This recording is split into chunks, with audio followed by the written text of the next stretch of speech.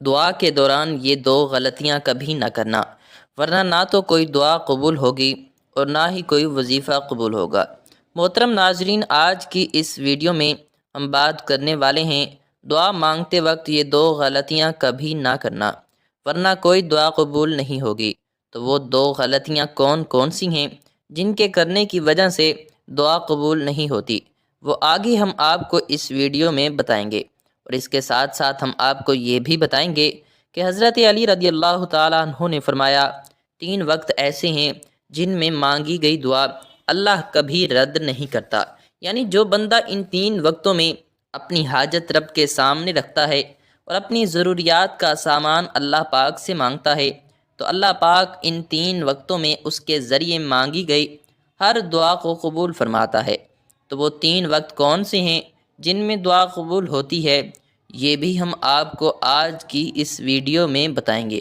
تو بہت ہی پیاری ویڈیو ہونے والی ہے، آپ لوگوں سے گزارش ہے آپ لوگ اس ویڈیو کو آخر تک ضرور دیکھیں۔ تو آئیے شروع کرتے ہیں۔ وہ 2 غلطیاں جن کے کرنے کی وجہ سے دعا قبول نہیں ہوتی، وہ کام کون کون سے ہیں، آئیے ہم آپ کو بتاتے ہیں۔ ناظرین، دعا کے بارے میں آتا ہے کہ دعا کرنا بھی ایک عبادت ہے۔ دعا کے بغیر عبادت کا مزہ ہی نہیں ہوتا۔ جو بندہ دعا نہیں کرتا اس کے دل کو سکون نہیں ملتا۔ دعا کے اندر اللہ پاک نے سکون رکھا ہے۔ لوگ دعائیں تو بہت مانگتے ہیں لیکن دعا کے اندر غلطیاں بھی کرتے ہیں جن کی وجہ سے ہماری دعائیں قبول نہیں ہوتیں۔ پھر ہم اللہ پاک سے شکایت کرتے ہیں، لوگوں سے شکایت کرتے ہیں کہ ہماری دعائیں قبول کیوں نہیں ہوتیں۔ 2 ایسی غلطیاں ہیں جو اکثر ہم دعاؤں میں کرتے ہیں لیکن ہم اپنے گناہ معاف نہیں کراتے۔ ہمارے گناہ اتنے زیادہ ہوتے ہیں کہ دعا کے اندر قبولیت میں وہ رکاوٹ بنتے ہیں۔ جیسے کوئی بندہ اللہ پاک کی نافرمانی کرتا ہے اور اس کے بعد توبہ کیے بغیر دعا کرتا ہے تو اس کی دعا قبول نہیں ہوگی، کیونکہ دعا کے آگے گناہ آ جاتے ہیں۔ اس لیے جب بھی گناہ کریں تو اللہ پاک سے معافی مانگ لیں۔ ایک اللہ کے ولی سے پوچھا گیا کہ ہماری دعائیں قبول کیوں نہیں ہوتیں، تو انہوں نے کہا کہ گناہوں کی وجہ سے ہماری دعائیں قبول نہیں ہوتیں۔ اور دوسری غلطی جس کی وجہ سے ہماری دعائیں قبول نہیں ہوتیں، وجہ یہ ہے تو 2-4 مرتبہ زیادہ سے زیادہ 10 مرتبہ مانگ کر مایوس ہو جاتے ہیں، یعنی کہ امید چھوڑ دیتے ہیں، نا امید ہو جاتے ہیں۔ انسان یہ سوچنے لگتا ہے کہ میری دعا قبول ہی نہیں ہو رہی تو مانگنے کا کیا فائدہ، لیکن انسان یہ نہیں سوچتا کہ ہو سکتا ہے کہ اس میں اللہ پاک کی کوئی نہ کوئی حکمت ہو۔ نبی کریم صلی اللہ علیہ وآلہ وسلم نے ارشاد فرمایا کہ بندے کی دعا اس وقت تک قبول نہیں کی جاتی جب تک وہ دعا میں جلدی نہ کرے۔ جیسے ہی بندہ دعا کرنے کے بعد جلدی کرے گا، صبر نہیں رکھے گا تو اس کی دعا قبول نہیں ہوگی۔ تو دعا کے بعد صبر رکھنا بہت ضروری ہے، تبھی ہماری دعائیں قبولیت کو پہنچیں گی۔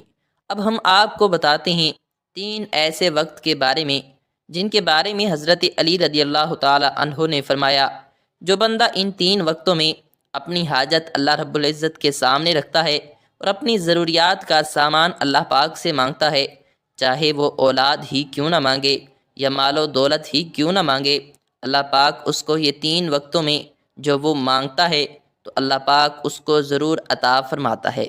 اور دوسری بات، ہم آپ کو ایک ایسا وظیفہ بتائیں گے، اگر 11 دن تک رات کو آپ اس وظیفے کو کرتے ہیں تو انشاءاللہ تعالی آپ کی ہر حاجت پوری ہوگی اور آپ کے گھر میں خوب خیر و برکت ہوگی۔ اللہ رب العزت کی غیب سے مدد آئے گی، برکت ہی برکت اور رحمت ہی رحمت ہوتی ہے۔ تو وہ 3 وقت کون سے ہیں؟ ایک شخص حضرت علی رضی اللہ تعالیٰ عنہ کی خدمت میں آیا اور کہنے لگا، یا علی، وہ کون سا وقت ہے کہ جب بھی میں دعا مانگوں وہ فوراً قبول ہو جائے؟ تو حضرت علی رضی اللہ تعالیٰ عنہ نے فرمایا، اے شخص، میں نے اللہ کے رسول صلی اللہ علیہ وآلہ وسلم سے سنا ہے کہ 3 موقع ایسے ہوا کرتے ہیں جن میں اللہ اپنے بندوں کی دعا رد نہیں کرتا۔ اس شخص نے پوچھا، یا علی، وہ کون سے 3 لمحات ہیں؟ تو حضرت علی رضی اللہ تعالیٰ عنہ نے فرمایا، نمبر 1، جب انسان کا جسم کانپنے لگے اور تھر تھرانے لگے، اس وقت مانگی گئی دعا اللہ کبھی رد نہیں کرتا۔ نمبر 2، جب اللہ کا ڈر دل میں ابھرنے لگے اس وقت بھی انسان اگر کوئی حاجت اللہ رب العزت سے مانگتا ہے، اللہ اس کی حاجت کو ضرور پورا کرتا ہے۔ اور نمبر 3، جب انسان کی آنکھیں نم ہو جائیں تو اس وقت میں مانگی ہوئی دعا بھی رد نہیں ہوتی بلکہ ضرور قبول ہوتی ہے۔ اور یاد رکھنا، ان 3 حالاتوں میں انسان کائنات کی جو بھی چیز مانگے وہ اسے ضرور ملتی ہے، چاہے وہ صفا مروہ کے برابر سونا چاندی ہی کیوں نہ ہو۔ اب ہم آپ کو ایک ایسا وظیفہ بتائیں گے جس سے آپ مالدار ہو سکتے ہیں اور انشاءاللہ تعالی آپ کے گھر میں بہت زیادہ برکت ہوگی۔ وظیفہ یہ ہے، آپ کو 11 دن تک آپ کو اللہ تعالیٰ کا ایک مبارک نام یا رزاق ہو کہ اے اللہ میری مالی پریشانی دور کر دے، مجھے زیادہ سے زیادہ روزی دے دے اور حلال روزی دے دے۔ تو یہ وظیفہ کرنے کے لیے آپ کو رات کو وضو کرنا ہے۔ وضو کرنے کے بعد آپ بستر پر بیٹھے تو داہنی کروٹ سنت پر آپ کو لیٹنا ہے۔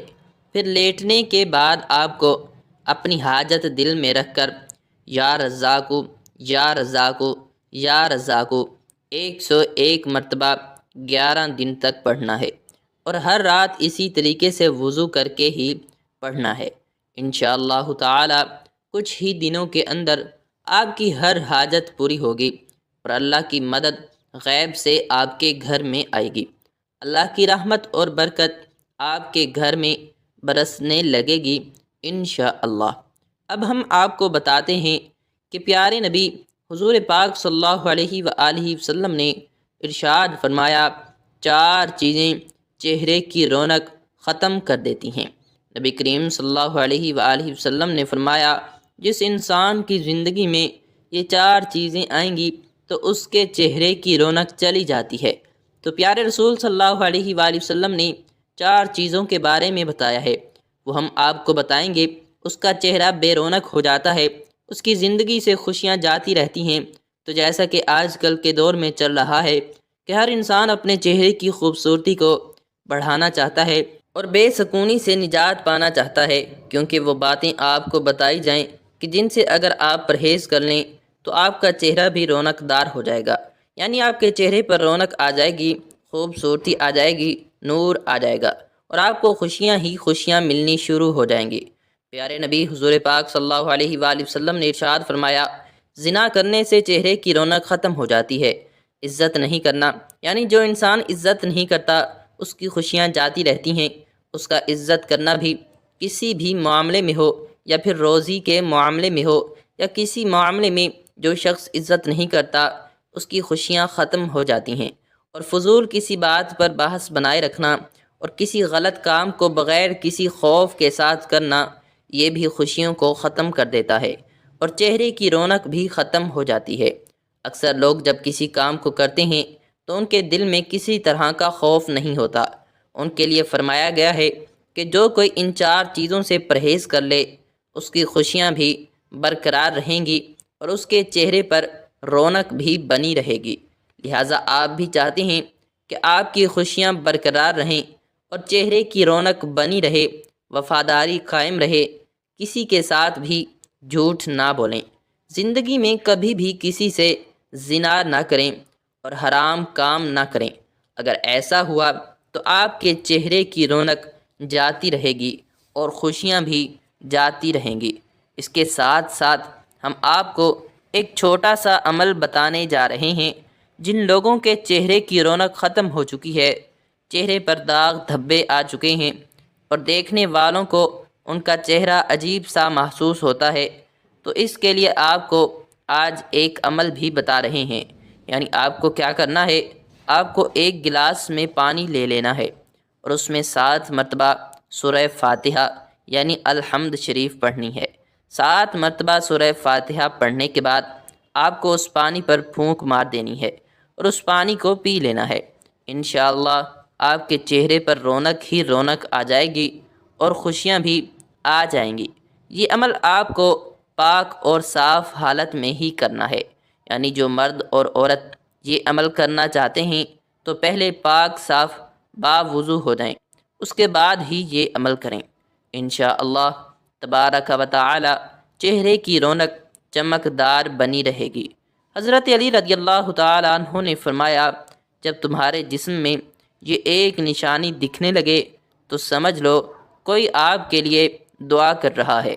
تو حضور پاک صلی اللہ علیہ وآلہ وسلم نے فرمایا، پیٹھ پیچھے مسلمان بھائی کی دعا قبول ہوتی ہے، اس کے پاس ایک فرشتہ ہو دعا کرنے والے کے سر سے قریب مقرر ہوتا ہے۔ جب کوئی کسی مسلمان بھائی کے لیے دعا کرتا ہے تو فرشتہ اس پر آمین کہتا ہے اور یہ کہتا ہے کہ مسلمان کے حق میں تو نے جو دعا دی ہے وہ تیرے لیے بھی اس جیسی نعمت کی خوشخبری ہے۔ ہمارے نبی صلی اللہ علیہ وآلہ وسلم نے فرمایا، اللہ تعالیٰ فرماتا ہے، پہلے میں تجھ سے شروع کروں گا، یعنی تم جو دعائیں دوسروں کے لیے مانگ رہے ہو وہ سب دعائیں میں پہلے تمہارے حق میں قبول کروں گا، پہلے تمہیں ہی دوں گا، پہلے تمہیں ہی عطا کروں گا۔ سب سے زیادہ قبول ہونے والی دعائیں کون سی ہیں؟ یاد رہے کہ نبی کریم صلی اللہ علیہ وآلہ وسلم نے فرمایا، 5 دعائیں ضرور قبول کی جاتی ہیں۔ پہلے نمبر پر مظلوم کی دعا، دوسرے نمبر پر حاجی کی دعا، تیسرے نمبر پر مریض کی دعا، چوتھے نمبر پر مجاہد کی دعا، 5ویں نمبر پر ایک مسلمان کی ایک مسلمان بھائی کے لیے دعا جو دوسرے مسلمان بھائی کی غیر موجودگی میں کرتا ہے۔ ناظرین، صرف 2 لوگ مقدر والے ہوتے ہیں، ایک وہ جنہیں وفادار دوست ملتا ہے اور دوسرا وہ جس کے ساتھ ماں کی دعائیں ہوتی ہیں۔ حضرت علی رضی اللہ تعالیٰ عنہ فرماتے ہیں، جب تم بغیر کسی وجہ کے خوشی محسوس کرنے لگو تو یقین کر لو کوئی نہ کوئی کہیں نہ کہیں آپ کے لیے دعا ضرور کر رہا ہے۔ 2 گناہ ہیں جن کی وجہ سے زندگی بھر کی نیکیاں ختم ہو جاتی ہیں۔ نمبر 1، دوستو، اللہ کا ایک نیک بندہ جس نے اپنی زندگی کے 70 سال اللہ کی عبادت میں گزارے، اس کے بعد اس کا انتقال ہو گیا تو وہ ایک مرید کے خواب میں آئے۔ مرید نے پوچھا، حضرت کیا حال ہے؟ آپ نے فرمایا کہ کچھ نہیں، بس ابھی تک بخشش نہیں ہوئی۔ مرید نے کہا کہ حضرت آپ نے تو 70 سال اللہ کی عبادت کی ہے، پھر آپ کی بخشش کیوں نہیں ہوئی؟ تو آپ نے فرمایا، ان 70 سال کی عبادت کے بارے میں مجھ سے ابھی تک پوچھا ہی نہیں گیا، میرا معاملہ تو بس ایک بات پر رکا ہے۔ مرید نے پوچھا، آخر وہ معاملہ کیا ہے؟ تو حضرت نے فرمایا، ایک دفعہ میں اپنے آنگن میں بیٹھا ہوا تھا، تیز دھوپ ہو رہی تھی، پھر اچانک سے بارش ہونے لگی تو میرے منہ سے نکل گیا، اف، یہ بے وقت کی بارش۔ بس اللہ نے مجھ سے پوچھا، وہ بارش بے وقت کیسی تھی؟ اسے ثابت کر کے دکھاؤ، کیونکہ اللہ کے یہاں ہر چیز کا ایک وقت مقرر ہے۔ اب میں اسے بے وقت کیسے ثابت کروں؟ بس اسی ایک گناہ کی وجہ سے اس شخص کی بخشش نہیں ہوئی۔ یہ تیز گرمی، یہ تیز سردی، تیز بارش، بے وقت بارش کا ہونا، یہ سب اللہ کی مرضی ہے۔ کب کیا کرنا ہے اور کیسے کرنا ہے، اللہ کے یہاں سب طے ہے۔ اس لیے اس کے کاموں میں اپنی کم عقلی نہ لگائیں اور اپنی زبان سے ایسے الفاظ کبھی بھی نہ نکالیں جو اس کی شان کے خلاف ہوں۔ گناہ نمبر 2، دوستو، حضور اکرم صلی اللہ علیہ وآلہ وسلم فرماتے ہیں کہ کل جب قیامت کا دن ہوگا اور ایک بندے کو اللہ کی بارگاہ میں حاضر کیا جائے گا، اس بندے کے نامہ اعمال میں ہر طرح کی نیکی موجود ہوگی، اس کے پاس پہاڑوں جیسی نیکیاں ساتھ ہوں گی۔